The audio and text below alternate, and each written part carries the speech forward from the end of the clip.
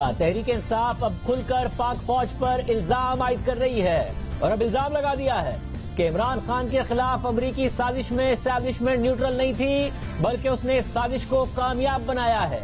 ये भी इल्जाम लगा दिया है कि एस्टैब्लिशमेंट अमरीका को फौजी अड्डे देना चाहती थी और इमरान खान के इनकार पर साजिश का आगाज हुआ।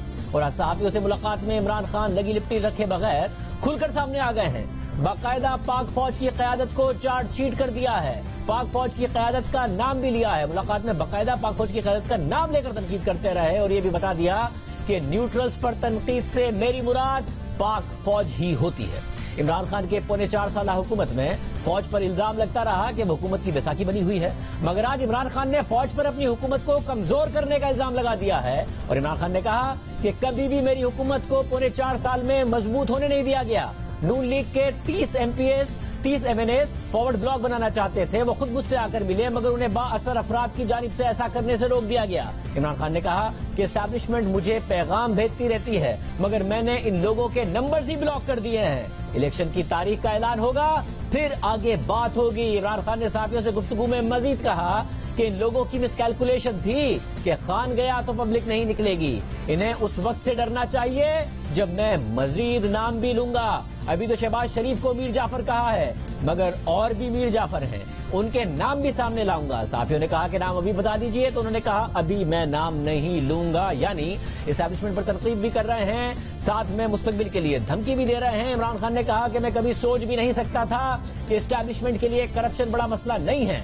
इमरान खान ने कहा कि नैब और अदलिया हमारे असर में नहीं थी, हमारे कंट्रोल में नहीं थी, मगर जिनके कंट्रोल था, जिनका असर था, अगर वो चाहते तो 8-10 बड़े लोगों को सजा मिल जाती तो एहतसाब का अमल मजबूत हो जाता और आज हालात मुख्तलिफ होते, क्योंकि नैब और अदालतें एस्टैब्लिशमेंट के कंट्रोल में है। यानी इमरान खान ने वादे कर दिया है कि वो फौज को इस्तेमाल करके नैब के जरिए ऑपोजिशन का खात्मा चाहते थे, फौज के जरिए नैब और अदालतों पर दबाव डालकर ऑपोजिशन को सजाएं दिलवाना चाहते थे। और वो इल्जाम लगा रहे हैं कि अदालतें आजाद नहीं हैं, बल्कि फौज के कहने पर फैसले देती हैं। और वो ये नहीं कह रहे कि फौज नैब और अदालतों को आजादाना काम करने देती, बल्कि ये इल्जाम लगा रहे हैं कि फौज ने दबाव डालकर ऑपोजिशन को सजाएं क्यों नहीं दिलवानी जानी चाहिए थी। एस्टैब्लिशमेंट से मेरे ताल्लुकात आखिरी दिन तक खराब नहीं थे, उन्होंने ये भी कहा। और ये भी कहा कि सिर्फ 2 मसले थे।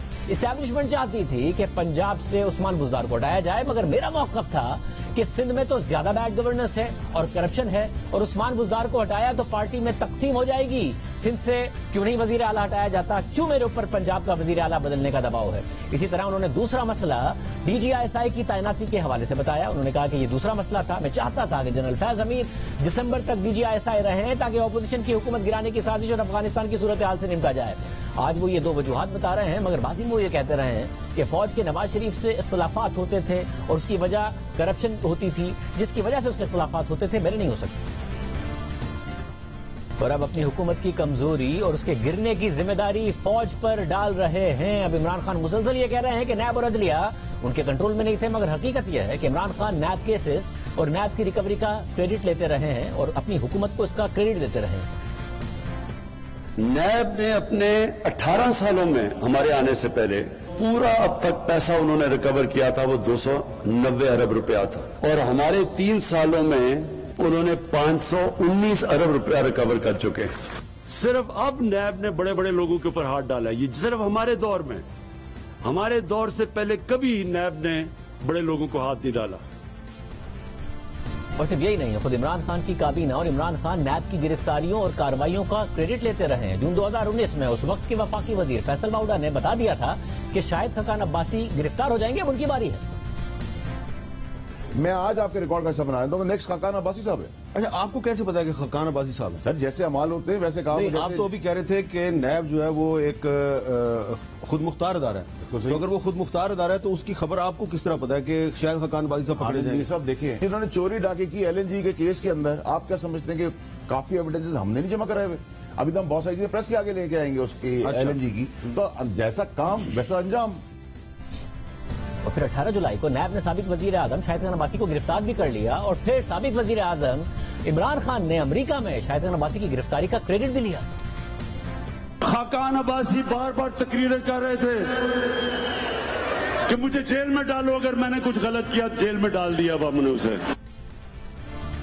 آج کہہ رہے ہیں کہ نیب میرے کنٹرول میں نہیں تھا. صرف یہی نہیں بلکہ اقتدار کے آخری دنوں میں عمران خان کے اتحادی پرویز الہی نے بھی دعویٰ کیا کہ عمران خان اپنی ہی کابینہ میں شامل وفاقی وزیر مونس الہی کو نیب کے ہاتھوں گرفتار کروانا چاہتے تھے. انہوں نے علیم خان کی بھی مثال دی. اس کے علاوہ میاں والی سے MTA کی بھی مثال دی جو ان کی اپنی پارٹی سے تھے عمران خان کی.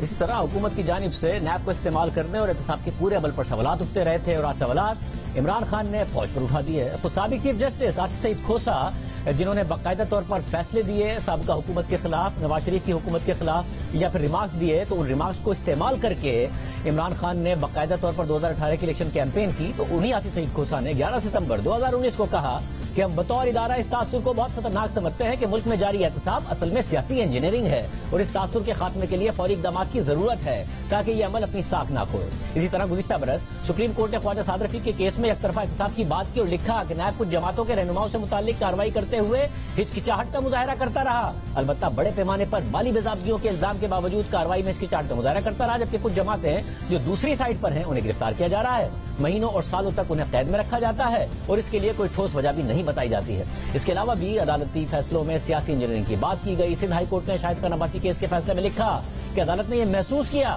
کہ شاہد خان عباسی موجودہ وفاقی حکومت پر کھلا تنقید کرتے ہیں. ان کے خلاف ایک ریفرنس دائر کیا گیا جس میں وہ 7 ماہ قید میں رہے, پھر اس کیس میں ان کی ضمانت ہو گئی اور اس کے بعد یہ ریفرنس دائر کیا گیا. ہم نیب کی بدنیتی کو نظر انداز نہیں کر سکتے کہ نیب نے درخواست گزار پر سیاسی دباؤ بڑھایا تاکہ ان کی زبان بند کی جا سکے. سندھ ہائی کورٹ نے اپنے فیصلے میں مزید لکھا کہ دلچسپ بات یہ ہے کہ جب نیب کے پروسیکیوٹرز اور تفتیشی افسر سے پوچھا گیا کہ سندھ اور وفاق میں اکثریتی جماعت کے خلاف کتنے ریفرنس فائل ہوئے تو جواب نہیں دیا گیا.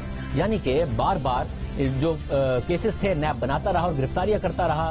کبھی مریم نواز کی گرفتاری ہوئی, کبھی شاہد خان عباسی صاحب کی گرفتاری ہوئی, احسن اقبال گرفتار ہوئے, سعد رفیق صاحب گرفتار ہوئے, مفتاح اسماعیل گرفتار ہوئے, مگر شہباز شریف صاحب خود گرفتار ہوئے اور عمران خان کی جماعت کے خلاف کیسز نہیں ہو رہے تھے اور یہی اعتراض کیا جا رہا تھا عدالتوں کی طرف سے. مگر آج عمران خان کہہ رہے ہیں کہ اصل میں سب کو فوج کنٹرول کرتی تھی, نیب کو اور عدالتوں کو بھی. حالانکہ کچھ دن پہلے ہی وہ عمران خان نواز شریف کو واپس آنے کی بات کر چکے ہیں اور کہہ چکے ہیں کہ عدالتیں آزاد ہیں.